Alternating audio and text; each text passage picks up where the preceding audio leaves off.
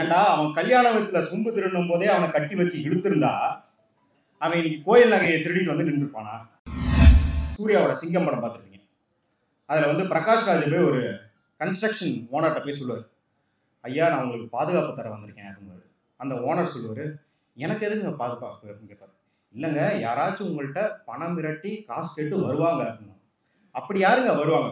நான் தாண்டா வருவேன் அப்படின்னு பிரகாஷ் ராஜ். அந்த மாதிரி ஈடி அப்படிதான் 10 வருஷம் செயல்பட்டு நம்ம குஷ்போக்காவும் இருக்கிறாங்க. அவங்க அங்கே சேர்ந்ததுக்கப்புறம் ட்விட்டரில் அவங்க ஃபாலோவர்ஸ்லாம் அதிகரிச்சிருக்கு. அதில் பலது ஃபேக்கு. அந்த ஃபாலோவர்ஸில் எப்படி ஃபேக்கோ அதே போல் இந்த வருஷம் அந்த 5 வருஷம் நேஷனல் கமிஷன் ஃபார் உமன் என்ன பண்ணிருக்குன்னு பார்த்தா அதுவும் ஒரு ஃபேக் நியூஸை சேஸ் பண்ணிக்கிட்டு. அந்த சிமெண்ட் கம்பெனி பேர் சங்கி சிமெண்ட்ஸ். பேர் நான் வைக்கல, பேரே சங்கி சிமெண்ட்ஸ் தான். யோகி எனக்கு இருட்டில் என்னடா வேலை அப்படிங்கிற மாதிரி ஊழல் அளிக்க வந்தால் எதுக்கு செக்ஷன் 44 இழுத்து போச்சு? சரி, கத்தியை எடுத்துட்டு அட்டை கத்தி தான் கையில் கொடுத்து அந்த பாடியாவது விட்டு வச்ச அப்படின்னு பார்த்தா எலெக்ஷனுக்கு மோடி ஐயா வந்து நான் இந்த படிப்பு படிச்சிருக்கேன் அந்த படிப்பு படிச்சிருக்கேன்னு வந்து கொடுக்குறாரு. அதில் அவர் நிஜமாலுமே அந்த படிப்பை படிச்சிருக்காரான்னு ஆர்டிஐ பெட்டிஷன் போட்டிருக்காங்க. அப்போ ஸ்ரீதர் ஆச்சர்யோ அப்படின்ற இன்ஃபர்மேஷன் கமிஷனர் என்ன பண்ணுறாரு, யூனிவர்சிட்டியில் வந்து சர்ச் பண்ண அலோவ் பண்ணுறாரு. உடனே அவர் மேலே ஒரு இன்வெஸ்டிகேஷன் போட்டு அந்த டிபார்ட்மெண்ட்டை அவர் வந்து தூக்கிடுறாங்க. இது எப்படி இருக்குன்னா, செந்தில் சொல்லுவார் இல்லையா, நமக்கு ஒரு கொரோனா தெய்வத்துக்கு போவோம், அந்த தெய்வத்துக்கு கொரோனா எங்கே போகிறது அப்படின்ற மாதிரி நம்ம ஆர்டிஐக்கு ரிப்ளை பண்ணனா நம்ம இன்ஃபர்மேஷன் கமிஷனுக்கு எடுத்துகிட்டு போவோம். அவர் சொல்கிறாரு, ஐயோ உங்க கூட சேர்ந்த பாவத்துக்கு என்ன இன்வெஸ்டிகேட் பண்ணுறாங்க யா, விட்டுருங்க யா அப்படின்னு. இந்து ஆண்கள் இஸ்லாமிய பெண்களை திருமணம் செய்வது தான் அதிகமாக இருக்குது அப்படின்னு தரவு அடிப்படையே சொல்கிறார். தமிழ் சமூகத்துக்கு தரவே தேவையில்லை. ஏன்னா முதல்ல வந்து மைக் மோகன் வந்து பரதா போட்டிருக்கிற அமலாவை பார்த்து வா வெண்ணிலா உன்னைத்தானே வானம் தெரியுதுன்னு பாடுது. சரி, அந்த ஜென்ரேஷன் தானே அடுத்த ஜென்ரேஷனில் இந்துவான அரவிந்த் சாமி உயிரே உயிரே வந்து என்னோடு கலந்துடுன்னு பாட்டு பண்ணுது. சரி, அதுக்கு அடுத்த ஜென்ரேஷனில் வராதுன்னு பார்த்தா பி வாசு மகன் வந்து அரபு நாடே அசந்து நிற்கும் அழகியா நீ எப்படின்னு பாடுறாரு. அப்போ பிரியாணிலேருந்து ஹிந்துஸ்தானி மியூசிக் வரைக்கும் இந்துக்கள் முஸ்லீம்கள் சேர்ந்து தான் நம்மளுக்கு வந்திருக்கு அப்படின்னும் போது வணிக உறவு திருமண உறவு எல்லாமே இருக்கும். ஒரு பிகாம் படித்த ஒருத்தரை இந்த மெடிக்கல் எக்ஸாமுக்கு இன்சார்ஜாக போடுறாங்க. ஏன்னா இவங்க தானே தகுதின்னு பேசுவாங்க. இவங்க எந்த தகுதியில் போட்டிருக்காங்கன்னா அவர் பேர் ஓபி சுக்லா. அப்போ இன்ஸ்டியூஷன்ஸ் ஏதோ நம்ம வரி பணத்தில் ஓடுதுங்கனால கேட்கறது மட்டும் கிடையாது. இது நம்ம அம்மா அப்பாவோட உழைப்பு. அதையும் தாண்டி இது பல நூற்றாண்டுகளாக இங்கே இருக்கும் உழைக்கும் மக்கள் அதிகாரத்தோடு மோதி மோதி வளர்ந்ததான் இந்த இன்ஸ்டியூஷன்ஸ் எல்லாமே. நம்ம இன்ஸ்டாகிராமில் ஜிம் அக்கா ஆர்ஜே அக்கா அப்படின்னு உட்காந்துருக்க கூடாது. நம்ம அக்காக்களோட உரிமையும் பறிப்போது அப்படிங்கிற வேட்கையில் நம்ம செயல்படணும் அப்படின்னு. இந்த தலைப்பு, இந்த தேர்தல் திருடப்பட்டதா, எப்படி திருடப்பட்டது, அது ஏன் நம்ம கவனம் செலுத்தணும், அது எதிர்காலத்தில் என்ன விளைவுகளை ஏற்படுத்தும் அப்படின்னு தோழர் விளக்குவாங்க. ஆனால் எப்படி இந்த நிலைமைக்கு வந்தோம், இது வந்து ஏதோ ஒரு தேர்தலை கைப்பற்றனால வர விளைவு கிடையாது அப்படிங்கிறத பற்றி தான் நான் பேச போகிறேன். இந்த ஊர்லெல்லாம் வந்து ஒரு டைப் ஆஃப் வசனத்தை கேள்விப்பட்டிருப்போம். ஏன்டா அவன் கல்யாண வீட்டில் சொம்பு திருடும் போதே அவனை கட்டி வச்சு இழுத்திருந்தா அவன் இன்னைக்கு கோயில் நகையை திருடிட்டு வந்து நின்றுப்பானா? கேள்விப்பட்டிருக்கோமா? அப்போ இந்த தேர்தல், இந்த 79 சீட் அப்படிங்கிறது கோயில் நகை. இதற்கு முன்னாடியே இந்த பாஜக கூட்டம் பல கல்யாண வீட்டில் செம்புல இருந்து இலவு வீட்டில் பிரியாணி குண்டா வரைக்கும் எல்லாத்தையும் திருடி இருக்கு. அவங்க லிட்டரலே பிரியாணி குண்டா திருடுறாங்கிறது வேற விஷயம். நான் இங்கே கல்யாண செம்பு பிரியாணி குண்டா அப்படின்னு சொல்றது என்னன்னா, இன்ஸ்டிடியூஷன்ஸ், இங்கே இருக்கிற இன்ஸ்டிடியூஷன்ஸை கைப்பற்றி இருக்கிறாங்க அப்படிங்கிறதான். இப்போ பொதுவாகவே இன்ஸ்டிடியூஷன்ஸ் பேசும்போது எல்லாருமே என்ன மாதிரியான ஒரு பதட்டத்துக்கு அதிருப்தி பண்ணாங்கன்னா, என்னங்க திருப்பியும் அதே இடி சிபு ஹேமந்த் சோரனை கைது பண்ணுது, அரவிந்த் கெஜ்ரிவாலை கைது பண்ணுச்சு, எத்தனை திருப்பி பேச போறீங்க அப்படின்னா கிடையாது. இதில் ஒரு 4 வகைப்படுத்திருக்கேன். என்ன அப்படின்னா, எப்பவுமே அரசியல் அதிகாரத்துக்கு நெருக்கமாகும் அவர்கள் சார்பில் இயங்கும் இன்ஸ்டிடியூஷன்ஸ் ஒரு வகை. அதை பாஜக எப்படி தனதாக்கி கொண்டு முழுக்க முழுக்க தங்களோட அரசியல், பொருளியல் மற்றும் சமூகவியல் தேவைக்கு பயன்படுத்தி கொண்டது அப்படிங்கிறது முதல்ல. இரண்டாவது, அந்த இன்ஸ்டிடியூஷன்ஸோட இருப்பே தனக்கு எதிரானதாக பாஜக பார்த்த இன்ஸ்டிடியூஷன்ஸ். மூன்றாவது, பாஜகவோ இல்லை ஆளுபவர்கள் எவராக இருந்தாலும் அவர்களிடமிருந்து நம்மை காப்பாற்ற இருக்கிற இன்ஸ்டிடியூஷன்ஸ் மூணாவது வகை. நாலாவது வகை தான் ரொம்ப முக்கியமான வகை. ஏன் அப்படின்னா, சில இன்ஸ்டிடியூஷன்ஸ், இப்போ போஸ்ட் ஆஃபீஸ் மாதிரி இன்ஸ்டிடியூஷன்ஸை நம்ம தினசரி வாழ்க்கையில் நினைச்சே பார்க்க மாட்டோம். நம்ம நண்பர்கள்ட்ட பேசும்போதோ உறவினர்கள்ட்ட பேசும்போதோ எதுவுமே அதை பற்றி டிஸ்கஷனே வராது. எப்படின்னா இந்த சினிமாவில் சொல்லுவாங்க இல்லையா, ஒரு சினிமாட்டோகிராஃபர் எடிட்டருக்கு நல்ல ரோல் என்ன அப்படின்னா அவங்க என்ன பண்ணியிருக்காங்க நம்மளுக்கு தெரியவே கூடாது, அவங்க இருக்கிறதே நம்மளுக்கு தெரியக்கூடாது அப்படின்ற மாதிரியான இன்ஸ்டிடியூஷன்ஸ். இந்த இன்ஸ்டிடியூஷன்ஸும் எப்படி பாஜக கைப்பற்றி அவர்கள் சார்பாக எடுத்துக்கொண்டது அப்படிங்கிறது தான். இப்போ முதல்ல இருக்கிறது நம்மளுக்கு முதல் வகை நம்மளுக்கு வந்து எப்பவுமே தெரிஞ்சது தான். ED, income tax, CBI, competition commission of India, இந்த மாதிரி நிறுவனங்கள். இப்போ இதுலேயே கூட பாமர மக்கள்னு கிடையாது, படித்த இளைஞர்களை எப்படி பார்க்குறாங்க அப்படின்னா, என்னங்க சும்மா ரைடு விட்டாங்கன்னு இதுக்கு அழுதுகிட்டே இருக்கிறீங்க. ஒரு கட்சி ஆட்சியில் இருக்கும்போது இந்த இன்ஸ்டிடியூஷன்ஸ்லாம் பயன்படுத்தி இன்னொரு கட்சிக்கு ரைடு விடுறதும் கைது செய்யறதும் வழக்கம் தானே. இப்போ ஜெயலலிதா ஆட்சி காலத்தில் கலைஞர் கைது செய்யப்பட்டார் பாருங்க. இப்போ நாயுடு ஆட்சிக்கு வந்தோடனே ரெட்டிக்கு ரைடு விடுறாரு, ரெட்டி ஆட்சியில் இருந்தபோது நாயுடுக்கு ரைடு விட்டாரு. இதெல்லாம் சகஜம் தானே அப்படின்னு கேட்குறாங்க. ஆனால் அவங்களுக்கே எப்போ பொறி தட்டுச்சு அப்படின்னா, இந்த இடி அப்படிங்கிற நிறுவனம் ஆத்தூரில் 2 தலித் விவசாயிகளுக்கு சம்மன் அமைச்சதுக்கப்புறம் தான், இல்லை இவங்க அந்த அரசியல் வேலை இல்லாமல் வேற ஏதோ வேலையை இந்த 10 வருஷத்தில் செஞ்சுக்கிட்டு இருக்காங்க அப்படிங்கிற ஒரு ரியலைசேஷன் ஃபர்ஸ்ட் வராங்க. இப்போ நம்ம போய் 10 வருஷம் அவங்க என்ன பண்ணிருக்காங்க அப்படிங்கிறதுக்கு ஒரு சின்ன ஃபியூ எக்ஸாம்பிள்ஸ் சொல்கிறேன். ஸ்ரீ சிமெண்ட்ஸ் அப்படின்னு ஒரு சிமெண்ட் கம்பெனி இருக்குது, ஒரு பெரிய கம்பெனி. அவங்க வந்து ஒரு சிமெண்ட் கம்பெனியை அக்வயர் பண்ண பேச்சுவார்த்தை நடத்திட்டு இருக்காங்க. பேச்சுவார்த்தையெல்லாம் முடிஞ்சுது, அவங்களுக்கு அந்த நம்பர்ஸும் உகந்ததாக இருக்குது, வாங்கப்படும் கம்பெனிக்கும் அந்த நம்பர்ஸ் உகந்ததாக இருக்குது, இன்னும் சைன் பண்ணுறது தான் மிச்சம். அந்த சிமெண்ட் கம்பெனி பேர் சங்கி சிமெண்ட்ஸ். பேர் நான் வைக்கல, பேரே சங்கி சிமெண்ட்ஸ் தான். இந்த டீல் முடியறதுக்கு ஒரு சில வாரங்கள் இருக்கும்போது competition commission of India Sri சிமெண்ட்ஸ்க்கு ரைடு வரும். அதை கிளியர் பண்ணதுக்கப்புறம் தொடர்ந்து ஐடி ரைடுகள் இதெல்லாம் நடந்துக்கிட்டே இருக்கு. ஸ்ரீ சிமெண்ட்ஸ் பேக் பண்ணுது இந்த டீல்ல இருந்து. ஒரு சில மாதங்களில் அது அதானியின் கைக்கு போகுது. இதே போல கிருஷ்ணபுரம் போர்ட் இருக்கு, அதை நவயுகா குரூப் தான் மேனேஜ் பண்ணுது. நவயுகா குரூப்புக்கு தொடர்ந்து ஐடி ரைடுகள் வருது, அதுக்கப்புறம் அது அதானி கைக்கு போகுது. மும்பை ஏர்போர்ட் ஜிவிகே குரூப் அதை வந்து நிர்வகிக்குது, தொடர்ந்து அவங்களுக்கு இடி ரைடு வருது, அடுத்து அதானி கைக்கு போகுது. இன்னும் சொல்லிக்கிட்டே போகலாம். ஹோல்சிம் அப்படிங்கிற ஸ்விஸ் கம்பெனி தங்களோட இந்தியாவில் இருக்கிற செக்ஷனை விற்க பார்க்குது, அதுக்கு ஜேஎஸ்டபிள்யூ ஸ்டீல் வாங்கிக்கிறதுக்கு ரெடியாக இருக்குது. அவங்களுக்கு competition commission of India clearance தரையில் பல சிக்கல்கள் ஏற்படுது. திடீர்னு பார்த்தா பிக்சர்லேயே இல்லாத அதானி வந்து அந்த நிறுவனத்தை வாங்குறாரு. இது வந்து ஒரு சில எக்ஸாம்பிள்கள் சொல்கிறேன். அதானி வாட்ச் அப்படின்னு சொல்லிட்டு ஒரு வெப்சைட் இருக்குது, நீங்கள் போய் பார்த்தீங்கன்னா இந்த மாதிரி ஒரு 40-50 எக்ஸாம்பிள் கொடுத்துருக்காங்க, எங்கெங்கெல்லாம் ரைடு விட்டதுக்கப்புறம் அதானிக்கு வந்து நிறுவனங்கள் போய் சேர்ந்துருக்கு.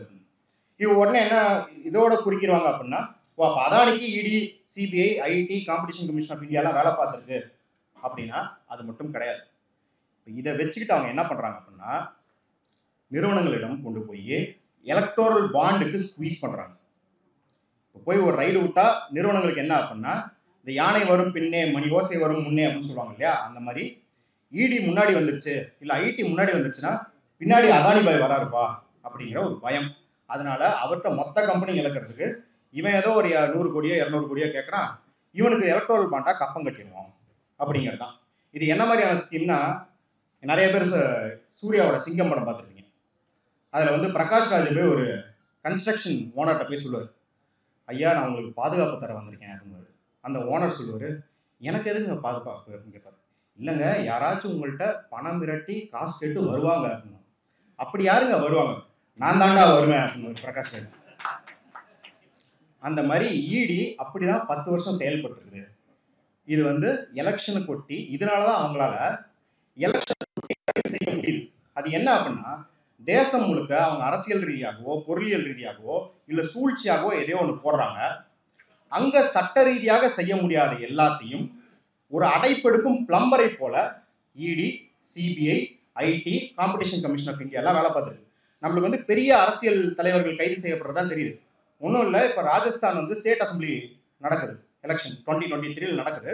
அப்போ மேவாராஞ்சேன்னு ஒரு ஸ்டார் கேம்பெயின் இருக்கு, அவர் போய் கேம்பெயின் பண்ண 1 சீட்டோ 2 சீட்டோ காங்கிரஸுக்கு வரும் அப்படின்ற வாய்ப்பு இருந்தோடனே அவரை சட்ட ரீதியாக எப்படியும் முடக்க முடியல அப்படின்னோடனே இடி அவரை கஸ்டடியில் எடுக்குது. இந்த கேஸ் வந்து சுப்ரீம் கோர்ட்டுக்கு போனதுக்கப்புறம் இல்லை கேம்பெயின் பண்ணுறது அவரோட அடிப்படை உரிமை, அதை பாதுகாக்க வேண்டும் அப்படின்னு விடுதலை செய்வது சுப்ரீம் கோர்ட்.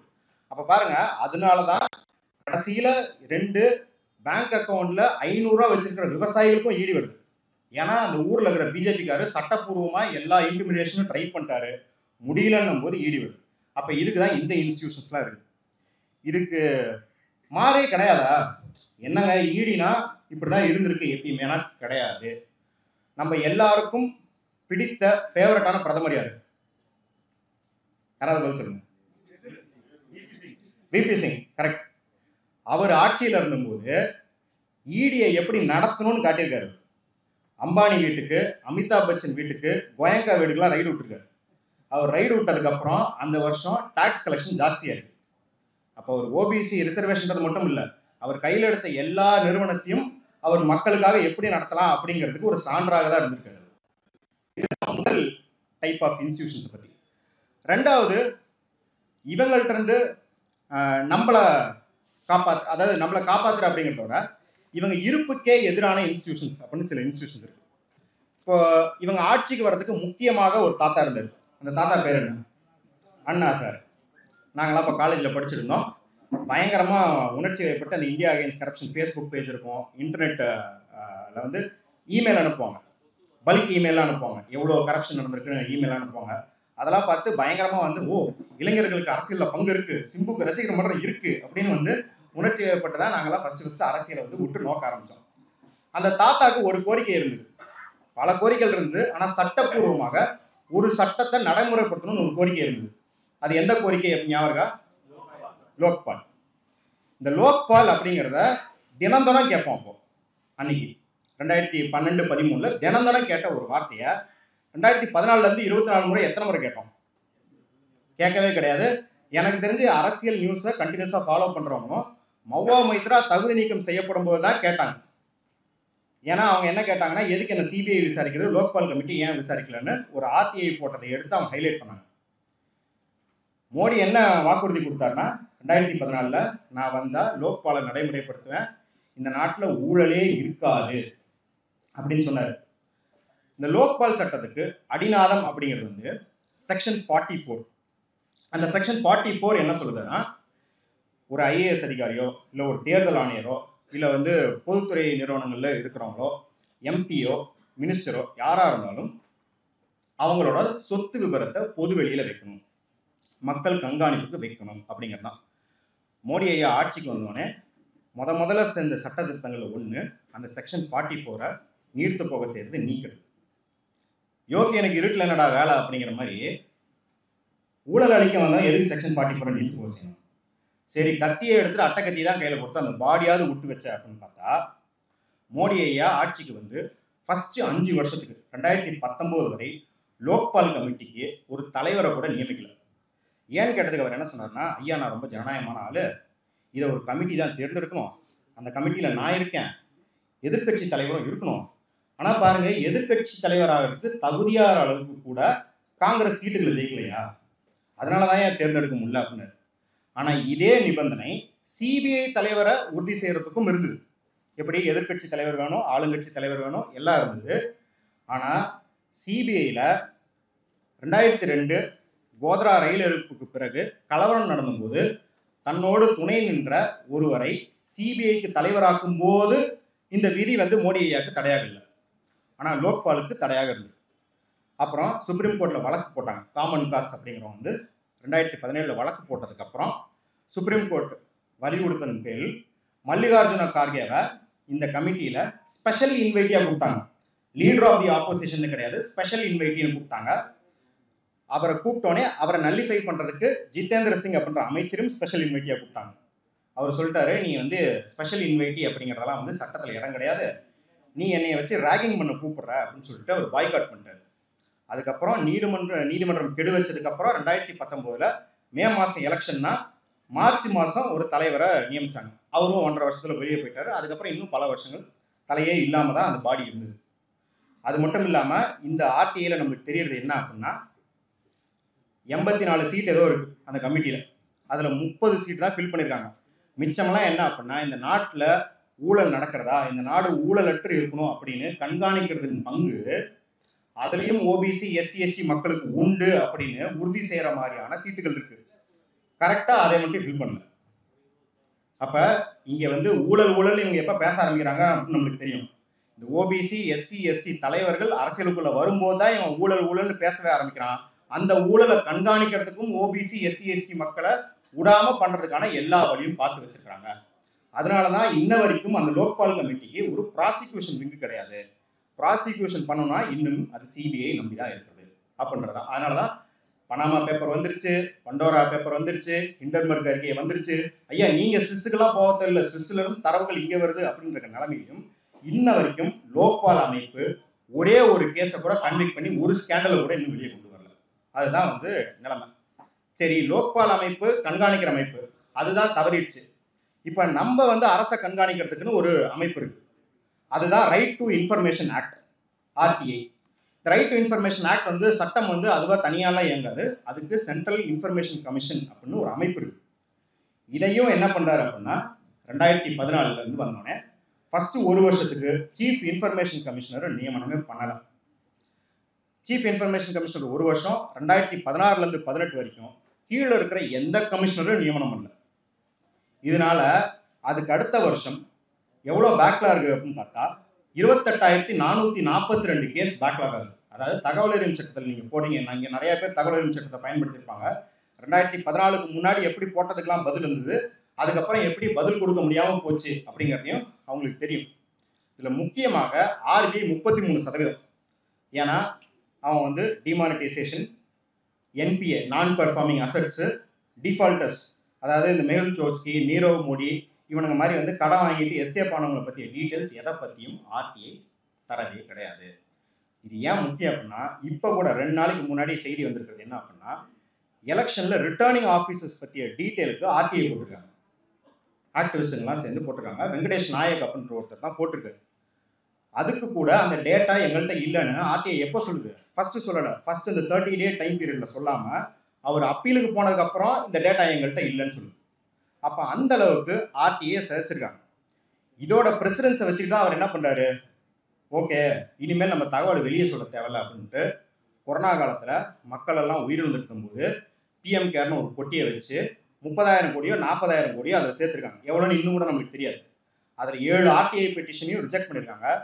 அதில் முக்கியமாக ஒரு பெட்டிஷனை ரிஜெக்ட் பண்ணும்போது அவங்க சொன்ன ரீசன் என்ன அப்படின்னா, இந்த பிஎம்ஓ ஆஃபீஸ் இந்த அலுவலகத்தின் திறன் உங்களுக்கு பதிலளிப்பதை விட வேறு சில சிறந்த காரியங்களுக்கு பயன்படும். பேசிக்கலி என்னன்னா, எங்களுக்கு வேற வேலை இருக்குடா, அவங்களாம் பதில் சொல்ல முடியாது அப்படின்னு சொல்லியிருக்கு. இன்னொரு சுவாரஸ்யமான தகவல், எலெக்ஷனுக்கு மோடி ஐயா வந்து நான் இந்த படிப்பை படிச்சிருக்கேன், அந்த படிப்பு படிச்சிருக்கேன்னு வந்து கொடுக்குறாரு. அதில் அவர் நிஜமாலுமே அந்த படிப்பை படிச்சிருக்காரான்னு ஆர்டிஐ பெட்டிஷன் போட்டிருக்காங்க. அப்போ ஸ்ரீதர் ஆச்சார்யோ அப்படின்ற இன்ஃபர்மேஷன் கமிஷனர் என்ன பண்ணுறாரு, யூனிவர்சிட்டியில் வந்து சர்ச் பண்ண அலோவ் பண்ணுறாரு. உடனே அவர் மேலே ஒரு இன்வெஸ்டிகேஷன் போட்டு அந்த டிபார்ட்மெண்ட்டை அவர் வந்து தூக்கிடுறாங்க. இது எப்படி இருக்குன்னா, செந்தில் சொல்லுவார் இல்லையா, நமக்கு ஒரு கொரோனா தெய்வத்துக்கு போவோம், அந்த தெய்வத்துக்கு கொரோனா எங்கே போகிறது அப்படின்ற மாதிரி நம்ம ஆர்டிஐக்கு ரிப்ளை பண்ணனா நம்ம இன்ஃபர்மேஷன் கமிஷனுக்கு எடுத்துகிட்டு போவோம். அவர் சொல்கிறாரு, ஐயோ உங்க கூட சேர்ந்த பாவத்துக்கு என்ன இன்வெஸ்டிகேட் பண்ணுறாங்க யா, விட்டுருங்க அப்படின்னு.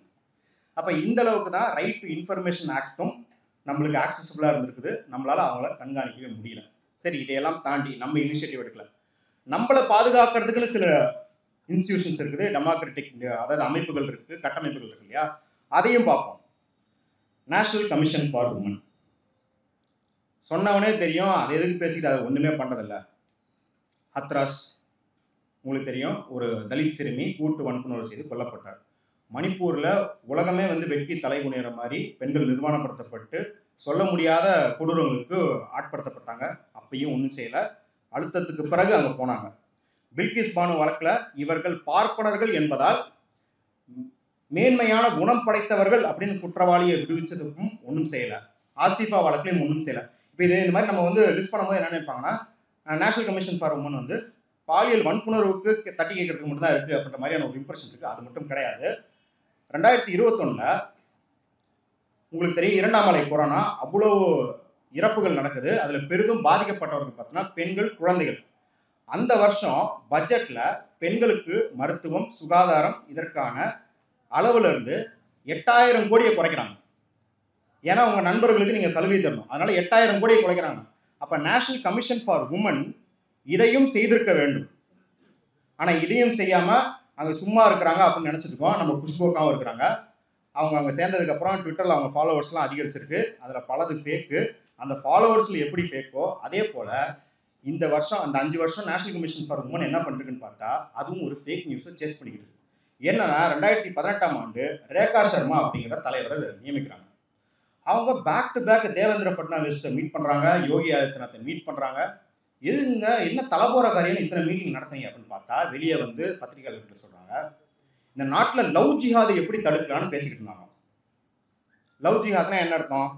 இஸ்லாமிய ஆண்கள் இந்து பெண்களை வந்து கவர்ந்து இழுத்துட்டு கொண்டு போய் கன்வெர்ட் பண்ணிடுறாங்க அப்படின்னு. முதல்ல இந்த நாட்டில் எந்த மதத்தை சேர்ந்தவங்களையும் லவ் பண்ணலாம் அப்படிங்கிறது உரிமை இருக்கிறது. அதை விட்டுரும். தரவுகளின் அடிப்படையே கிறிஸ்டோபர் ஜெஃபர்லா என்ன சொல்றாருன்னா, போலீஸ் வந்து தரவு எடுத்துட்டு வந்து அவர் சொல்றாரு, இங்க இஸ்லாமிய ஆண்கள் இந்து பெண்களை திருமணம் செய்வதை விட இந்து ஆண்கள் இஸ்லாமிய பெண்களை திருமணம் செய்வதுதான் அதிகமாக இருக்குது அப்படின்னு தரவு அடிப்படையே சொல்றாரு. தமிழ் சமூகத்துக்கு தரவே தேவையில்லை. ஏன்னா முதல்ல வந்து மைக் மோகன் வந்து பரதா போட்டிருக்கிற அமலாவை பார்த்து வா வெண்ணிலா உன்னைத்தானே வானம் தெரியுதுன்னு பாடுது. சரி, அந்த ஜென்ரேஷன் தானே அடுத்த ஜென்ரேஷன்ல இந்துவான அரவிந்த் சாமி உயிரே உயிரே வந்து என்னோடு கலந்துவிடுன்னு பாட்டு பண்ணாரு. சரி, அதுக்கு அடுத்த ஜென்ரேஷன்ல வராதுன்னு பார்த்தா பி வாசு மகன் வந்து அரபு நாடே அசந்து நிற்கும் அழகியா நீ எப்படின்னு பாடுறாரு. சரி, 90s கிட்ஸோட இது வழக்கொழிஞ்சு போயிருன்னு பார்த்தா இப்பதான் தமிழ் திரையுலகம் இஸ்லாமியர்களை நல்லவர்களாக காட்டி ஒரு படம் அடிச்சு மாநாடு படம் வந்தா அதுலயும் மேர் சேலா அப்படிங்கிற பாட்டு ஒரு இந்து ஆணாகிய பிரேமிச்சு ஒரு இஸ்லாமிய பெண்ணை காதலிச்சு மனம் முடிக்கிறதான். இதையும் நான் நக்கலா இழிவாலாம் சொல்லல. இந்திய சமூகத்துல இதுதான் இயல்பு. ஏன்னா இந்திய சமூகம் இந்து கலாச்சாரம் அப்படின்னு கிடையாது. அதுக்காக மதசார்பற்ற கலாச்சாரம்னா அதுவும் கிடையாது. ஒரு அழகான சொல், அதையும் விஜயசங்கர் தோழர் தான் சொல்லி கொடுத்தாங்க. Indian culture is composite culture. இங்க வந்து இந்துக்கள், இஸ்லாமியர்கள், பௌத்தர்கள், சமணர்கள் எல்லாம் சேர்ந்த கல்ச்சர் தான் இந்திய கல்ச்சர். அப்போ பிரியாணிலேருந்து ஹிந்துஸ்தானி மியூசிக் வரைக்கும் இந்துக்கள் முஸ்லீம்கள் சேர்ந்து தான் நம்மளுக்கு வந்திருக்க பண்ணும்போது வணிக உறவு, திருமண உறவு எல்லாமே இருக்கும் அதில். ஆனால் அந்த இயல்புக்கு எதிராக ஒரு கட்டுக்கதையை கட்டி இஸ்லாமிய வெறுப்பை நாடு முழுக்க பரப்புறதுக்கு மட்டுமே நேஷனல் கமிஷன் ஃபார் உமன் கடைசி 5 வருஷத்தில் வேலை பார்த்துருக்கு. இதனால பெரிய பொருட்செலவில் ரோமியோ ஸ்குவாட் அப்படின்னு ஒன்று அமைச்சு யூபியில் இந்த ரமணாவில் வந்து எல்லா ஆஃபீஸ்லையும் வந்து லஞ்சம் வாங்குறவன் எவன் போட்டு கொடுக்குறது ஒருத்தர் இருப்பான். அந்த மாதிரி அண்டர் கிரவுண்டாக இன்டெலிஜென்ஸுக்கும் போலீஸ்க்கும் தகவல் தரத்துக்கு ஒவ்வொரு ஆஃபீஸ்லையும் யாராவது மாற்று மதத்தினர் லவ் பண்ணுறாங்கன்னு சொல்கிறதுக்கு ஒருத்தர் வச்சுக்கிறாங்க. அவன் வந்து போலீஸை சொல்லுவான், அது இன்டெலிஜென்ஸ் போகும். இன்டெலிஜென்ஸ் வந்து மாதம் வரைக்கும் வாரம் வரைக்கும் யோகி ஆதித்யநாத்துக்கு ரிப்போர்ட் அனுப்பும். இதுக்கு இதை வச்சுக்கிட்டு என்ன பண்ணுறாங்க அப்படின்னா தேர்தலின் சமயத்தில் 2014 தேர்தலையும் 2019 தேர்தலையும் பயன்படுத்தினா முசாஃபர் நகர் ரைட்ஸ் ஒரு பெரிய கலவரம் நடந்தது முசாஃபர் நகரில். 2013 நடந்தது. அதை வச்சுட்டு இஸ்லாமியர்கள் எல்லாம் இந்துக்களை அழிக்க வராங்க அப்படின்னு பரப்புரை செஞ்சுட்டாங்க. அது 2019 முடிஞ்சு போச்சு. அதுக்கப்புறம் கண்டென்ட் கிடையாது. அதனால என்ன பண்றது, தங்களோட சாதனையா இந்த பாருங்க இந்த லவ் ஜிஹாதை வந்து நம்ம தடுத்து நிறுத்திருக்கோம். அதாவது வந்து அவன் கான்ஸ்டுவன்சியில கேண்டிடேட் போய் நாங்கள் ரோடு போட்டிருக்கோம், தண்ணி போட்டிருக்கோம், தண்ணி கனெக்ஷன் கொடுத்துருக்கோம், எலக்ட்ரிசிட்டி கொடுத்துருக்கோம், வீடு கட்டி கொடுத்துருக்கோம்னு வந்து கேம்பெயின் பண்ணுறதில்ல. இந்த மாதிரி இங்கே லவ் ஜிஹாத் எடுத்துருக்கேன். நம்ம ஊரில் கூட இப்படி ஒருத்தர் பேசுவார் இல்லையா, அதே போல் வந்து அங்கே இருக்கிற அண்ணன்கள் வந்து இதே போல் பாரு அந்த தெருவில் வந்து ஒரு இஸ்லாமிய பையன் வந்து ஒரு பிள்ளைய லவ் பண்ணான், அவனை தடுத்து நிறுத்தணும்னு கேம்பெயின் பண்ணியிருக்காங்க. ஒன்றும் இல்லை, நீங்கள் 2024 லவ் ஜிஹாத் அப்படின்னு போய் கூகுள் பண்ணி பார்த்தீங்கன்னா அத்தனை எம்பி கேண்டிடேட்ஸ் இதை சொல்லி கேம்பெயின் பண்ணியிருக்காங்க. பிரதமரே பண்ணியிருக்காரு. ஏன்னா லவ் ஜிஹாத் தான் உருமாறி லேண்டு ஜிஹாத் ஆகி லேண்டு ஜிஹாத் வந்து ஓட்டு ஜிஹாதா மாதிரி பிரதமர் வந்து போகிற ஊரெல்லாம் ஓட்டு ஜிஹாத் பற்றி பேசிக்கிட்டு இருந்தார். இதுதான் நேஷனல் கமிஷன் ஃபார் உமனோட லட்சணமாக இருக்குது. சரி, அடுத்த இன்ஸ்டியூஷன் என்ன அப்படின்னா நம்மளை காப்பாற்றுற institution national human rights commission. ஒரே ஒரு உதாரணம் தான், ரொம்பலாம் நேஷனல் கமிஷன் ஃபார் உமன் மாதிரி ரொம்ப எக்ஸாம்பிளில் போவானா, ஸ்டெர்லைட்டில் வந்து விசாரிச்சுட்டு இங்கே எந்த உரிமை மீறலும் நடக்கலன்னு சொல்லியிருக்காங்க. அதாவது சரி ஏதாவது வந்து துன்புறுத்துனாங்க அப்படின்னு புகார் வந்தது, நாங்கள் போய் விசாரித்தோம், அதில் உண்மை இல்லைன்னு சொன்னால் பரவாயில்ல. 13 பேர் இறந்து கிடக்குறாங்க, எப்படி உரிமை மீறல் இல்லைன்னு சொல்லுவீங்க? இப்போ இந்த காலனித்துவ அரசெல்லாம் இயங்கும்போது 19ஆம் நூற்றாண்டில் பார்த்தீங்கன்னா ஏதாவது ஒரு அசம்பாவிதம் நடந்துருச்சு காலனிப்படுத்தப்பட்ட நாட்டில் அப்படின்னா பல நேட்டிவ்ஸ் இறந்துருக்காங்க, ஆனால் வெள்ளைக்காரன் யாருமே இறக்கல அப்படின்னா என்ன எழுதுவாங்க அப்படின்னா no real people were harmed in this accident எழுதுவாங்க. அது 50 இந்தியர்கள் செத்துருந்தாலும் ஒரு வெள்ளைக்காரர் கூட சாவலனா no real people were harmed in the accident எழுதுவாங்க. அப்போ நேஷனல் ஹியூமன் ரைட்ஸ் கமிஷன் என்ன பண்ணுதுன்னா நம்மளையெல்லாம் அது வந்து ரியல் பீப்புளாக பார்க்கவே இல்லை. பாஜகக்காரன் அந்த மேல் தட்டில் இருக்கவங்க ஏதாவது நடந்தால் மட்டும்தான் ரியல் பீப்புள், இங்கே இருக்கிற அடித்தட்டு மக்கள் அது ரியல் பீப்புளாகவே பார்க்கல. சரி, நேஷனல் ஹியூமன் ரைட்ஸ் கமிஷன் எப்பயுமே பயங்கர சிறப்பாக இயங்கிட்டு இருந்தா அப்படின்னு கேட்டால் கிடையாது. அவங்க வந்து அரசுக்கு கொஞ்சம் சாதகமாக போகிறதாகட்டும் இல்லை மெத்தனமாக நடந்த போக்கு எப்பயுமே இருந்திருக்கும். ஆனாலும் இதற்கு முன்னாடி எப்படி இருந்ததுன்னா குறிப்பாக குஜராத் 2002 கலவரத்தின் போது எல்லா சாட்சிகளும் பிறல் சாட்சிகள் ஆகி கொண்டிருக்கும் போது சில சாட்சிகளுக்கு பாதுகாப்பு கொடுத்து அவங்களிடம் இருந்து உண்மையான வாக்குமூலம் பெற்றதுல நேஷனல் ஹியூமன் ரைட்ஸ் கமிஷன் ஒரு பெரிய ரோல் பிளே பண்ணுச்சு. அதே போல காங்கிரஸ் ஆட்சியில் இருந்தும் போதே சத்தீஸ்கர்ல மாவோயிஸ்டை நீங்க வந்து எதிர்க்கிறீங்க அப்படின்ற பேர்ல என்னென்னலாம் பண்ணிக்கிட்டு இருக்கீங்க அப்படின்னு வெளியே கொண்டு வந்ததுலையும் நேஷனல் ஹியூமன் ரைட்ஸ் கமிஷனுக்கு ஒரு பங்கு இருக்கு. நம்ம அந்த மாதிரி குறைந்தபட்ச ஜனநாயகம் அப்படின்றத அவங்கள்ட்ட கேட்குறோம். அதுவும் கிடையாது. முழுக்க முழுக்க நம்மளுக்கு எதிராக நடக்கும் குற்றச்செயலை ஸ்டிக்கர் அடிச்சு கிளீன் சீட் கொடுப்பது மட்டும்தான் நேஷனல் ஹியூமன் ரைட்ஸ் கமிஷன் இந்த கடைசி 10 வருஷத்துல செய்து கொண்டு வருது அப்படிங்கிறதையும் நம்ம பார்க்குறோம். சரி, இப்போ நம்ம வந்து ரெண்டாவது கேட்டகரி பார்த்துட்டோம், மூணாவது கேட்டகரியும் பார்த்துருக்கோம். அதில் கடைசியாக இப்போ நம்ம வந்து ஃபிட்னஸ்க்கு ஜிம்முக்கு போகிறோம், டயட் இருக்கும், பல பழக்கங்களை குறைக்கிறோம், எதுவுமே வந்து சரியில்லை அப்படின்னா கடைசியில் டாக்டர்கிட்ட போகிறோம். அந்த மாதிரி இந்த கமிஷன்கள் எல்லாமே நம்ம கைவிட்டும் போது நம்ம எங்கே போவோம்? ஜுடிஷியரிக்கு தான் போவோம், கோர்ட்டுக்கு தான் போவோம். அந்த கோர்ட்டை மாதிரி இவங்க விட்டு வச்சாங்களா? ஏன் இசிஐ பற்றி அத்தனை கேஸ் இருந்தும் கோர்ட் அவ்வளோ மெத்தனமாக இருந்தது? ஏன் வந்து மோடி ஐயா வந்து இவ்வளவு வக்கரமாக இவ்வளோ மதவெறியோட பேசிக்கிட்டு இருக்கிறாரு அப்படிங்கிறத கோர்ட்டுக்கு முன் வந்து கேட்கல? ஏன் அவங்க இருக்கிற ஊடகம் எப்போ பார்த்தாலும் இஸ்லாமியர்களுக்கு எதிராகவும் தலித்துகளுக்கு எதிராகவும் பழங்குடியினருக்கு எதிராகவும் பொய் பரப்பிட்டு இருக்கும்போது கோர்ட் இயங்கலை அப்படின்னா அதுக்கும் அவங்க 2014 தூங்காமல் உழைச்சிருக்கிறாங்க. அதுதான் நேஷனல் ஜுடிஷியல் அப்பாயின்மெண்ட்ஸ் கமிஷன் அப்படிங்கிறத அமைக்கிறதுக்கு ஒரு பில் இருக்கு, ஜுடிஷியல் அப்பாயின்மெண்ட்ஸ் கமிஷன் பில் அப்படின்னு. அதில் இருக்கிற சில கூறுகள் நீதித்துறைக்கு ஒத்து வரலாம். அது என்ன கூறு அப்படின்னா, கொலேஜியம் வந்து ஒரு லிஸ்ட் ஆஃப் ஜட்ஜஸ் அனுப்பும் சென்ட்ரல் கவர்மெண்ட். அதை அவங்க அப்ரூவ் பண்ணால் சுப்ரீம் கோர்ட்டில் இந்த ஜட்ஜு, ஹை கோர்ட்டில் இந்த ஜட்ஜு அப்படின்னா போடுவாங்க. இப்போ அதில் என்ன சொல்கிறாங்க அப்படின்னா, யூனியன் கவர்மெண்ட்டுக்கு சில கேண்டிடேட்ஸை ரிஜெக்ட் பண்ணுற உரிமை இருக்கிறது. அதுவும் என்னென்ன காரணம்னா, வழக்கமாகவே நம்ம சொல்லுவோம் பாஜக குமார் அதை உள்ளவை எதுக்கெடுத்தாலும் தூக்குற அப்படின்ற மாதிரி, நேஷனல் செக்யூரிட்டி, தேசிய பாதுகாப்பு, இந்த ஜட்ஜை சுப்ரீம் கோர்ட்டுக்கு கொண்டு வந்துட்டா தேசிய பாதுகாப்பு பாதிக்கப்படும் அப்படின்ற காரணத்துக்காக அவரை வந்து ரிஜெக்ட் பண்ணலாம். சீனியாரிட்டி இல்லைன்னா திருப்பி அனுப்பிச்சிட்டு கொலேஜியம் ஏன் இவரை சூஸ் பண்ணுன்னு ஜஸ்டிஃபை பண்ணணும். நீதித்துறைக்கு இதெல்லாம் உகந்ததாகவே இல்லை. ஏன்னா இந்திய அரசியலமைப்பு சாசனப்படி இது ஒரு ஜனநாயகமாக இயங்கணும்னா யூனியன் கவர்மெண்ட், அதாவது நிர்வாகம் வந்து எந்த விதத்திலும் நீதித்துறையில் தலையிடக்கூடாது அப்படிங்கிறது தான் நம்ம பிரின்சிபல். ஆனால் இதை மீறதாக இருக்கிறதுனால நீதித்துறை இதை ஏற்றுக்க முடியாதுன்னு சொல்லிடுச்சு. மோடி ஐயாக்கே தெரிஞ்ச பாணியில் சரி நீ ஏற்றுக்கல, வழக்கமாக என்ன பண்ணுவாங்க, பேச்சுவார்த்தை நடத்துவாங்க. இவர் பேச்சுவார்த்தை நடத்தாமல் உன் கையை எப்படி முறுக்குறேன் பார் அப்படிங்கிற மாதிரி அவங்க அமைச்ச எந்த அப்பாயின்மெண்ட்டுமே கையெழுத்து போட மாட்டாங்க. இதனால என்ன ஆகுதுன்னா வேகன்சி அதிகமாகுது. எங்கள் கோர்ட்டில் ஜட்ஜுக்கான வேகன்சி அதிகமாகுது. முதல்ல 33% இருக்குது, 42% ஆகுது, 45% வரைக்கும் ஹைகோர்ட்டில் ஜட்ஜுக்கு வேகன்சி வருது.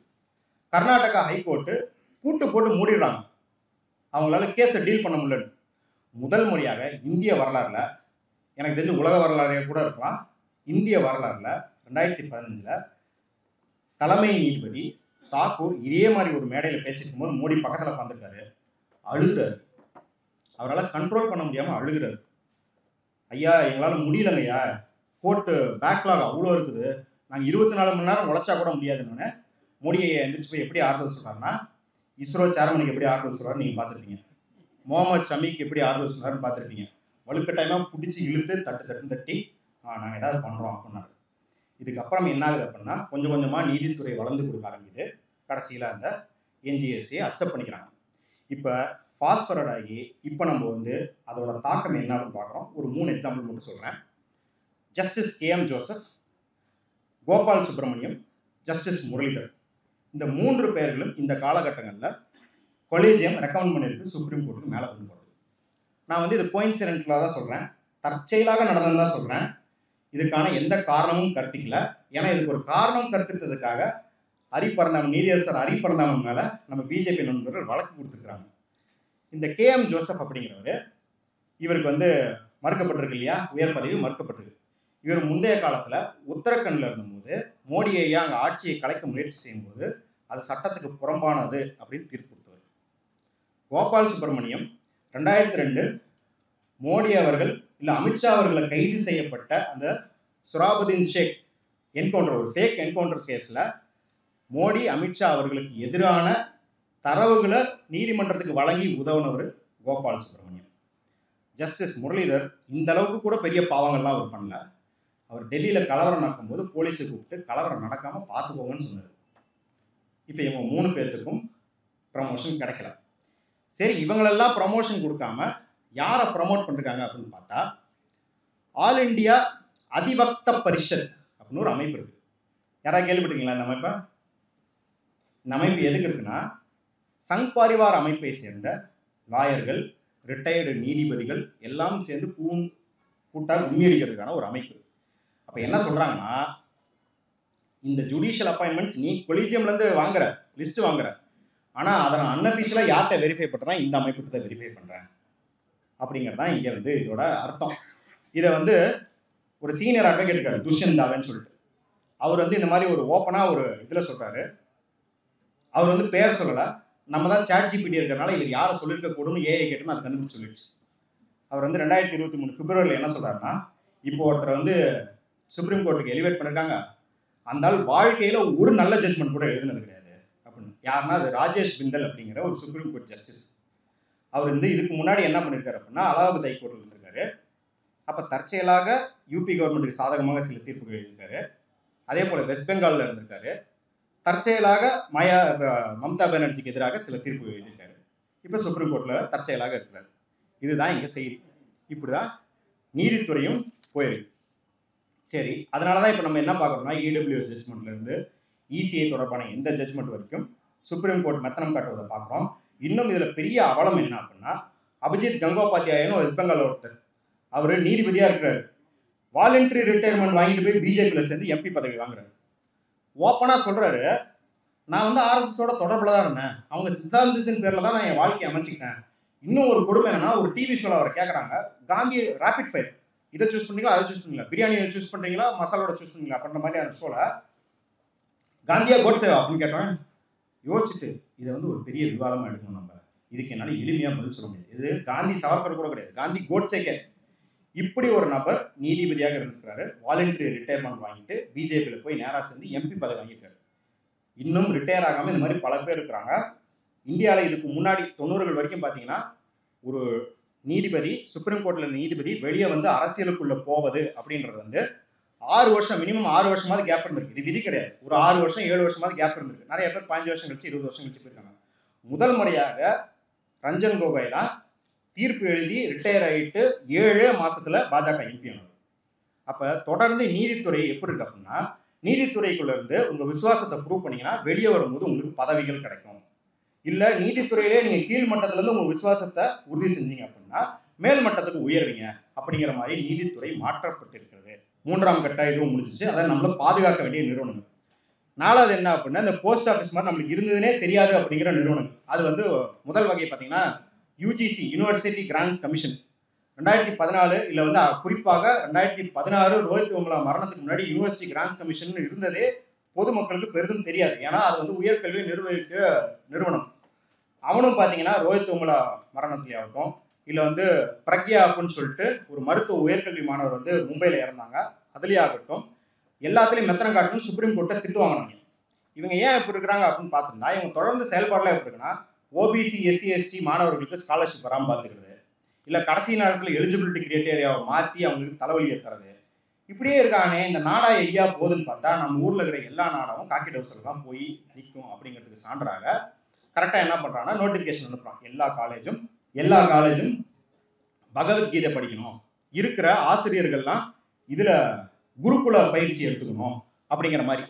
கடைசியில் எந்த பாயிண்ட் வரைக்கும் வந்துட்டான்னா, எலெக்ஷனை முன்னிட்டு மோடி அவர்களின் செல்ஃபி பாயிண்ட்டை எல்லா இடத்துலையும் வைக்கணும் அப்படிங்கிற அளவுக்கு. உனக்கு என்ன வேலை, கல்வி நிறுவனத்தில் எதுக்குது அப்படிங்கிற அளவுக்கு. அதே போல தான் என்டிஏ. இப்போ என்டிஏ பற்றி நான் சொல்லவே தேவையில்ல.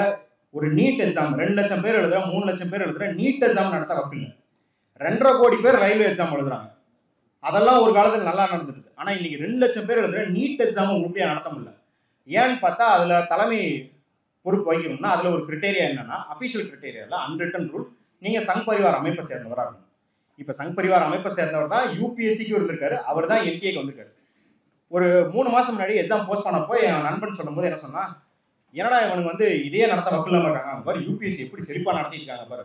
இப்போதான் தெரியுது அந்த பூஜா அப்படின்ற கேஸ் வந்ததுக்கப்புறம் தெரியுது யூபிஎஸ்சி எவ்வளோ செழிப்பாக நடத்திட்டு இருக்காங்க. இதில் வந்து இந்த கேஸ் உள்ளே போனால் தெரியுது, அந்த பொண்ணு மட்டும் தவறு கிடையாது. அந்த கேஸ்க்குள்ளே போகும்போது தான் தெரியுது யூபிஎஸ்சி இருக்கிற அதை நடத்தும் பல கோச்சிங் சென்டரோட தொடர்பு வச்சுருக்காங்க. சிலபஸை எப்படி வகுக்கிறதுலேருந்து எக்ஸாம் எப்படி கண்டக்ட் பண்ணுறதுன்றது வரைக்கும் எல்லாமே இது ஒரு நெக்ஸஸாக செயல்பட்டுருக்குது. அப்போ இந்த கடந்த 5 வருஷத்தில் கோச்சிங் சென்டர்கள்லாம் வளர்ந்து இந்திய கிரிக்கெட் அணிக்கே ஸ்பான்சர் பண்ணுற அளவுக்கு எப்படி வந்திருக்குது அப்படிங்கிறத இப்போ பார்க்குறோம். இது மாதிரி எக்ஸாம்பிள் சொல்லிக்கிட்டே போகலாம். எஸ்பிஐ சேர்மனுக்கு வந்து பதவி நீட்டிப்புக்கு ரிட்டையர் ஆனதுக்கப்புறம் பதவி நீட்டிப்பு கொடுக்குறாங்க. அவர் போய் விசுவாசமாக 5 நிமிஷத்தில் கொடுக்க வேண்டிய டேட்டாக்கு வந்து எனக்கு 6 மாதம் டைம் வேணும்னு சுப்ரீம் கோர்ட்டில் கேட்குறாரு. ஃபுட் கார்பரேஷன் ஆஃப் இந்தியா உங்களுக்கு தானியம் தர வேண்டிய ஃபுட் கார்பரேஷன் ஆஃப் இந்தியா மாநிலங்களுக்கு தானியம் தர மாட்டேன் அப்படின்னு சொல்லிட்டு எத்தனால் தயாரிக்க மலிவு விலையில ரைஸ் எடுத்து பெட்ரோல் ப்ரொடியூசர்ஸ்க்கு கொடுக்குது. இந்த மாதிரி தொடர்ந்து எல்லா இன்ஸ்டியூஷனையும் முடிச்சுட்டே இருக்காங்க. இது எங்க இருந்து கத்துக்கிட்டாங்க? இதெல்லாம் சோதனை செய்து பார்த்துருப்பாங்களே. எங்கேயாவது சோதனை செய்து பார்த்தோன்னா இவ்வளவு முறையாக ஏற்கனவே காலகாலமா பண்ணவங்க மாதிரி இதை நடைமுறைப்படுத்த முடியாது அவங்களால அப்படின்னா எல்லாத்துக்குமே 2 இடம் இருக்குது. ஒன்று குஜராத், இன்னொன்று மத்திய பிரதேஷ். குஜராத்தில் 2002 கலவரத்துக்கு அப்புறம் ஆர்மி லெப்டினன்ட் ஜெனரல் போய் பார்த்துட்டு சொல்றாரு, இந்த hierarchy and higher police is highly politicize, எங்களால் ஒன்றுமே பண்ண முடியல. என்ன அப்படின்னா கலவரம் நடந்த எந்த இடத்துலையும் ஹையர் மட்டத்தில் டிரான்ஸ்ஃபர் கிடையாது, சஸ்பென்ஷன் கிடையாது. இங்கே நம்ம வந்து ஒரு 2 பேர் இறந்துட்டா 10 பேர் இறந்துட்டாலே அங்கே எஸ்பிலேருந்து கமிஷனர் வரைக்கும் எல்லாத்தையும் மாற்றிடுவோம், இல்லை சஸ்பெண்ட் பண்ணிடுவோம். அந்த மாதிரி எந்த நடவடிக்கையும் எடுக்க கிடையாது. மாறாக விவேக்னு ஒருத்தர் ஒரு மசூதியை உடைக்கிறதுக்கு அந்த போலீஸ் எஸ்பி போய் தடுத்து நிறுத்துறாரு, அவருக்கு டிரான்ஸ்ஃபர். ஆனால் 200 பேர் ஒரு இடத்துல கொல்லப்பட்டிருக்காங்க, 200 முஸ்லீம்கள் ஒரு இடத்துல கொல்லப்பட்டிருக்காங்க. அதுக்கு இது இன்சார்ஜாக இருந்த ஒரு டெபுட்டி கமிஷனர் அடுத்த வருஷமே ஏடிஜிபி ஆக்கப்படுறாரு. இப்போ வந்து போலீஸ் வந்து அங்கே வந்து பேட்டி கொடுக்குறாங்க. அவர் என்ன சொல்றாருன்னா, போலீஸ் அப்படிங்கிறவங்களும் வந்து சமூகத்தோட சேர்ந்தவங்க தானே, சமூகத்துக்கு ஒரு விருப்பம் தான் அது போலீஸுக்கு தானே இருக்கும். The police are part of the social milieu அப்படின்ற சொல்றாரு. சொன்ன ஒரு பேர் என்னன்னா பிசி பாண்டே. பாண்டேனாலே நம்மளுக்கு இப்படி தான் இருப்பாங்க அப்படின்னு நம்ம சொல்ல முடியாது. ஏன்னா இப்படி சொன்னதுனால தான் ராகுல் காந்தி மேலே கேஸ் போட்டு விட்டாங்க. அதை தவிர நம்மளும் சேரக்கூடாது. ஸோ இந்த மாதிரி நடக்குது. இவங்களுக்கு எல்லாத்துக்கும் அந்த பிசி பாண்டே அடுத்து சிபிஐக்கு அடிஷ்னல் டைரக்டர் அவர். தவறுகள் செய்தால் உங்களுக்கு ப்ரமோஷன் கொடுக்கப்படும், தவறுகள் நீங்கள் செய்யவில்லை என்றால், தவறுக்கு எதிராக நின்றால் நீங்கள் சஸ்பெண்ட் செய்யப்படுவீர்கள். அதனால தான் இன்னைக்கு ஸ்ரீகுமார்லேருந்து சஞ்சீவ் பட் வரைக்கும் எல்லாரும் உள்ளே போகிறதையும் நம்ம பார்க்குறோம். இதில் நீதித்துறையும் அவங்க இப்படி தான் பண்ணியிருக்காங்க. பப்ளிக் ப்ராசிக்யூட்டர் எல்லா கேஸ் அசைன் பண்ணுறது, நீங்கள் வந்து குற்றவாளிகளுக்கு தண்டனை வாங்கி கொடுக்கணும். ஆனால் குற்றவாளிகள்லாம் உங்களோட விஹெச்பி பஜ்ரங்கத்தில் சேர்ந்து வேலை பார்த்துவேன். ஒரு இடத்துல பாரத் பட்னு ஒருத்தர் சொல்கிறார், நான் ஒன்றும் சோர்ஸின் அடிப்படையெல்லாம் சொல்லலை, எல்லாமே வந்து டாக்குமெண்ட் பண்ணப்படுது. அந்த பாரத் பட் அப்படிங்கிற பப்ளிக் ப்ராசிக்யூட்டர் சொல்கிறாரு, அவர் அந்த கைதிகள்கிட்ட சொல்லியிருக்காரு, டேய் நான் உனக்கு தண்டனை வாங்கி தருண்டா, கோர்ட்டில் பார்த்தா என்ன பார்த்தா சிரிக்காதா, அப்படியே மூடிட்டு உட்காந்துருந்தீங்கன்னா நான் அவங்கள்ட்ட பேசி கேஸை வாபஸ் வாங்க வச்சுறேன். இப்போ இந்த மாதிரி ஆட்கள் தான் பப்ளிக் ப்ராசிக்யூட்டராக இருந்து அடுத்து ஜட்ஜ் ஆகி ஹைகோர்ட்டில் ஜட்ஜ் ஆகி கடைசியில் சுப்ரீம் கோர்ட்டுக்கு வரதுக்கான வழியை பண்ணியிருக்காங்க. இதை குஜராத்தில் பழகிருக்கிறாங்க. இது போலீஸுக்கும் நீதித்துறைக்கும். இதே போல் நிர்வாகத்துக்கு மத்திய பிரதேசம் என்ன பண்ணியிருக்கிறாங்க அப்படின்னா, அதில் தான் இந்த வியாபம். இப்போ எல்லா கட்சிகளும் பெரிய கட்சிகள்லாம் ஊழல் பண்ணுவாங்க. அதோட செயல்முறை எப்படி இருக்குன்னா, அந்த ஊழல் வந்து பற்றி ஏதாவது புகார் வந்துருச்சு, செய்தியில் வந்துருச்சுன்னா என்ன பண்ணுவாங்க, கொஞ்ச காலத்துக்கு ஆற போட்டுட்டு அதுக்கப்புறம் அதை திருப்பி ரீஸ்டார்ட் பண்ணுவாங்க. ஆனால் பாஜகவோட உக்தி எப்படி இருக்குன்னா, அதை பற்றி புகார் வந்துருச்சு, அந்த ஊழல் வெளியே தெரிய ஆரம்பிக்குது அப்படின்னா, முதல்ல நம்ம 10 பேரை கூப்பிடு, என்ன பண்ணுறேன்னா அந்த துறையில் இருக்கிற எல்லா அதிகாரியும் இவனை போடு, இதையே ஃபுல் டைமாக பண்ணுவோம் அப்படின்னு. 2006 சிவராஜ் சிங் சௌஹான் ஆட்சி பொறுப்பு ஏற்றும்போது வியாபம் அப்படிங்கிற ஊழல் பற்றி யார் புகார் கொடுக்கல, கம்யூனிஸ்டுகள் கொடுக்கல, காங்கிரஸ்காரங்க கொடுக்கல, சமூக ஆர்வலர்கள் கொடுக்கல, முன்னால் ஆர்எஸ்எஸ்காரே கொடுக்குறாரு. ஏன்னா நான் கஷ்டப்பட்டு டாக்டரேட் படித்தேன், கூட பார்த்தா எல்லாம் காசு வாங்கி வந்து உட்காந்துக்கிறான் அப்படின்னு. வந்தவொடனே புகார் வந்து என்ன பண்ணுறாரு சிவராஜ் சிங் சௌஹான், ஓ இது நல்ல திட்டமாக இருக்கே அப்படின்னு சொல்லிட்டு, இனிமேல் வியாபம்ங்கிறது மெடிக்கல் எக்ஸாம் மட்டும் கிடையாது, 46 துறை எக்ஸாம் நடத்திட்டோம். நடத்தினதுக்கப்புறம் உச்சநீதிமன்றம் பல புகாருக்கு அப்புறம் 2013 சொல்கிற தரவு என்னன்னா, ஒரு வருஷத்தில் மட்டும் 75 லட்சம் விண்ணப்பதாரர்கள் இதால் பாதிக்கப்பட்டிருக்கிறார்கள். ஒரே வருஷம் 2013 மட்டும் 1200 டாக்டர்ஸை போலி டாக்டர் சீட்டு வாங்குறவங்கள போலி அப்படின்னு சொல்லி வெளியேற்று. அப்போ 10 வருஷம் நடந்த இந்த ஊழலில் எத்தனாயிரம் டாக்டர்கள் போலியாக உருவாக்கப்பட்டிருப்பாங்க. இவன் தான் நம்மளுக்கு நீட் நடத்துகிறான். இதனால தான் இவன் நீட் நடத்துறாங்கிறத நம்ம அப்பத்துலேருந்தே சொல்லிக்கிட்டு இருக்கோம். இப்போ இதில் முக்கிய குற்றவாளிகள் பேர்லாம் சொல்கிறேன், நீங்களே தீர்மானிச்சுக்கோங்க. ஃபர்ஸ்ட் கைதாரவர் எஜுகேஷன் மினிஸ்டர், அவர் பேர் வந்து லக்ஷ்மிகாந்த் சர்மா. அவரோட தம்பி, அவர் தான் ஆஃபீஸர் அண்ட் ஸ்பெஷல் டியூட்டி அப்படின்னு போடுறாங்க, அவர் பேர் சுதீர் சர்மா. ஒரு பிகாம் படித்த ஒருத்தரை இந்த மெடிக்கல் எக்ஸாமுக்கு இன்சார்ஜாக போடுறாங்க. ஏன்னா இவங்க தானே தகுதின்னு பேசுவாங்க. இவங்க எந்த தகுதியில் போட்டிருக்காங்கன்னா, அவர் பேர் ஓபி சுக்லா. ரிங் லீடர்ஸ் வச்சிருக்கிறாங்க. ஒருத்தர் பேர் CK மிஸ்ரா, பங்கஜ் திரிவேதி. திரிவேதி, மிஸ்ரா, சுக்லா, சர்மா இவங்கெல்லாம் சேர்ந்து ஒரு உன்னதமாக இந்த நாட்டில் கல்வியை வளர்த்த எப்படி ஊழல் மயப்படுத்துவது வியாபமே. அதாவது நீங்கள் வந்து எல்லா எக்ஸாம்லையும் பார்த்துருப்பீங்க, இங்கே நடக்கிற எக்ஸாம்லேயே புரோக்கர் பயில சுற்றிட்டு இருப்பாங்க. காசை வாங்கிட்டு பேப்பர் சேஸ் பண்ணி தரோம், பேப்பரை லீக் பண்ணுறோம், இல்லை எக்ஸாம் எழுதி பாஸ் பண்ணதுக்கப்புறம் உங்களுக்கு போஸ்டிங் வாங்கி தரோம். மத்திய பிரதேசில் இந்த புரோக்கர் பயிர்கள்லாம் அரசு வேலையில் இருந்திருக்காங்க. இதுக்கே அரசு பணி நியமனம் செஞ்சிருக்கு.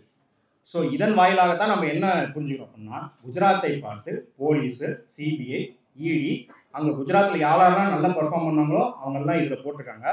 அதே போல தான் ஞானேஷ்குமார் இசிஐ தலைவராக இருந்தவரும், தம்பி நீ போய் காஷ்மீர் 370 நடைமுறைப்படுத்துறத, இந்த நீக்கத்தை நடைமுறைப்படுத்துறத பார்த்துக்கோ, ஓ சூப்பராக செயல்பட்டியா, வா ராமர் கோயில் திறப்பு விழா நடத்துகிறோம், அதற்கான டெஸ்க் இன்சார்ஜாக இரு, ஓ அதையும் நல்லா பார்த்துக்கிட்டியா, இவன் சூப்பராக வேலை செய்கிறான்ப்பா, நம்மளால வேலை செய்கிறான்ப்பான்னு எலெக்ஷன் கமிஷன் போட்டு. இதுதான் குஜராத் மாடல். அதே போல தான் என்டிஏக்கு இன்னைக்கு எல்லா மாணவர்களையும் எதிர்காலத்தில் கேள்விக்குறியாக்குற என்டிஏக்கு மத்திய பிரதேசத்தில் ஒரு மாடல் எடுத்து இம்ப்ளிமெண்ட் பண்ணியிருக்காங்க. கடைசியாக என்ன சொல்லி முடிச்சுக்க விரும்புகிறேன் அப்படின்னா, இதை ஏன் நம்ம வந்து கவனிக்கணும், இந்த இன்ஸ்டிடியூஷன்ஸ் பறிபோறதை ஏன் கவனிக்கணும்னா, நம்ம திராவிட மாடல் அப்படின்னு பெருமையாக சொல்கிறோம். அது திராவிட திட்டங்கள் இல்லாமல் ஏன் ஒரு மாடலாக இருக்குது அப்படின்னா, படித்தவர்கள் நம்மளே நிறையா டைம் அதை வந்து வெறும் ரிசர்வேஷன் ஆகவும் சில சமூக நலத்திட்டங்களாகவும் பார்க்குறோம். ஆனால் இது ரெண்டுமே இன்ஸ்டிடியூஷனல் பில்டிங் அப்படின்றது இல்லாமல் இருந்தால் போயிருக்கும், நம்ம கையிலே இருந்திருக்காரு. ஏழை எளியவர்களுக்கு மருந்தும் மருத்துவ கருவிகளும் கரெக்டான நேரத்தில் போய் சேரணும்னா மெடிக்கல் சர்வீசஸ் கார்பரேஷன் ஒன்று உருவாக்கு. இங்கே தானியங்கள் நியாய விலையில் கிடைக்க வேணும்னா சிவில் சப்ளைஸ் கார்பரேஷன் அப்படின்னு ஒன்று உருவாக்கு அப்படின்னு இன்ஸ்டிடியூஷனலைஸ் பண்ணதுனால தான் நம்ம திராவிட மாடல். அது விமர்சிக்கிறவனும் இந்த இன்ஸ்டிடியூஷன் பேஸ்டாக தான் விமர்சிக்க முடியுது. அதில் குறைகள் இருக்குது, ஆனால் அதுவும் இன்ஸ்டிடியூஷன் குறைகள். அப்போ இன்ஸ்டிடியூஷன்ஸ் ஏதோ நம்ம வரி பணத்தில் ஓடுதுங்கிறனால கேட்கறது மட்டும் கிடையாது. இது நம்ம அம்மா அப்பாவோட உழைப்பு. அதையும் தாண்டி இது பல நூற்றாண்டுகளாக இங்கே இருக்கும் உழைக்கும் மக்கள் அதிகாரத்தோடு மோதி மோதி வளர்ந்ததான் இந்த இன்ஸ்டிடியூஷன்ஸ் எல்லாமே. நேஷனல் கமிஷன் ஃபார் உமன்ங்கிறது தோல் சுலை போராட்டத்திலேருந்து சதியிலிருந்து டவுரி போராட்டம் வரைக்கும் எல்லாத்தோட விளைவு தான் national commission for women. National commission for schedule caste அவங்க வந்து தூக்கிட்டு இருந்துடல, எத்தனையோ போராட்டத்தின் பிறகு வந்தது. அப்படி இப்படி போராடி போராடி பெற்ற இன்ஸ்டிடியூஷனை அவன் இப்படி சங்கிகளை வச்சு ஆக்கிரமிச்சு நம்மளுக்கு எதிராக அரசியல் செய்து நம்மளோட 5 வருஷத்துக்கு ஒரே ஒரு முறை நம்ம அதிருப்தியை வெளிப்படுத்துகிற தேர்தல் ஆணையத்தையும் கைப்பற்றியிருக்கிறார் அப்படின்னும் போதும்